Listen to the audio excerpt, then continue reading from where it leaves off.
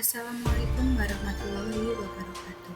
Saya Sabrina Ijanur Aini, mahasiswa PPG Prajabatan Gelombang 2 2024, Bimbingan dan Konseling, Universitas PGRI Adibuana Surabaya. Pada kesempatan kali ini, saya akan melakukan kampanye praktik baik implementasi scaffolding pada Zone of Proximal Development dalam layanan bimbingan klasikal di SMPN 24 Surabaya untuk memenuhi tugas ujian akhir semester mata kuliah perspektif sosiokultural. Zone of Proximal Development yaitu konsep dari teori Vygotsky yang diperkenalkan oleh seorang psikolog dan teori perkembangan asal Rusia yang aktif pada abad 20 yaitu Lev Vygotsky. Konsep ZPD adalah salah satu konsep utama dalam materinya tentang pembelajaran dan perkembangan kognitif. Scaffolding pada ZPD dalam layanan BK. Dalam bimbingan konseling, konsep scaffolding guru BK berperan sebagai berikut. 1. Guru BK memberikan bantuan secara bertahap dalam menyelesaikan tugas atau masalah yang sulit. 2. Guru BK memberikan umpan balik yang konstruktif dalam hal tugas atau masalah yang sedang dialami peserta didik. 3. Guru BK dapat memberikan pedoman yang jelas dalam menyelesaikan tugas atau masalah yang sulit. 4.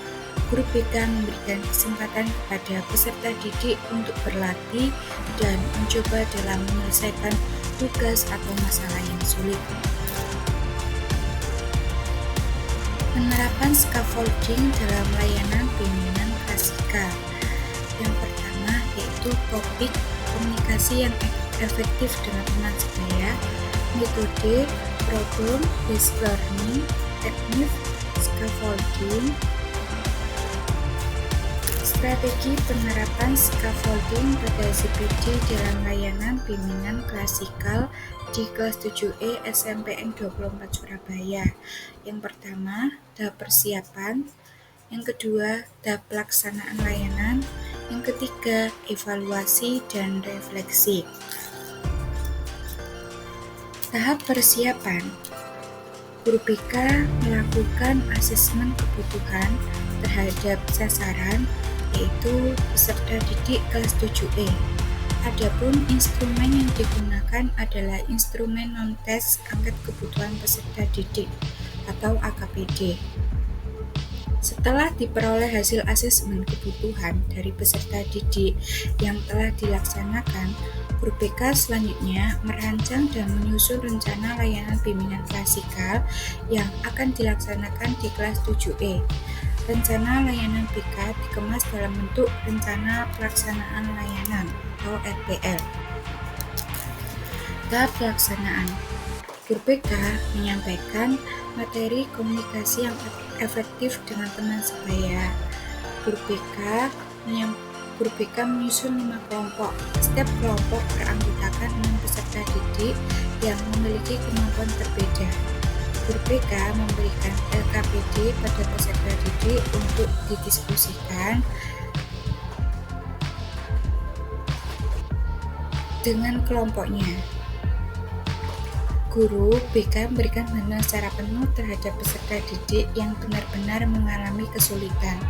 Kemudian, bantuan tersebut akan dikurangi sampai peserta didik mandiri dalam menjawab soal ini.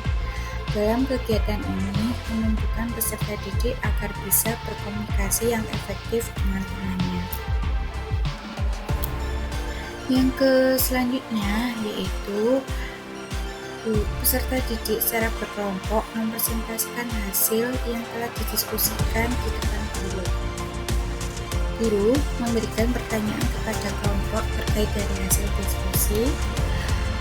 Guru BK memberikan kesimpulan materi hari ini.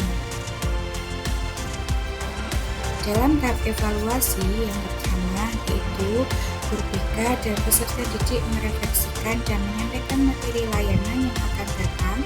Kemudian guru BK menutup layanan dengan salam.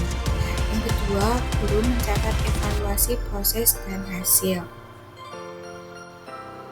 Hasil yang dicapai terkait penerapan scaffolding pada ZPD yang pertama yaitu peserta didik terlibat aktif dalam berkomunikasi dengan teman sebaya.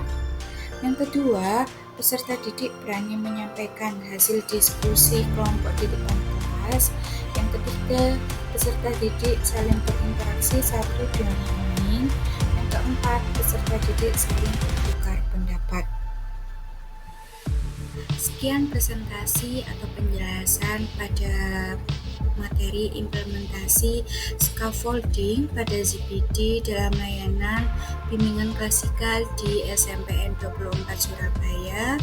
Terima kasih. Wassalamualaikum warahmatullahi wabarakatuh.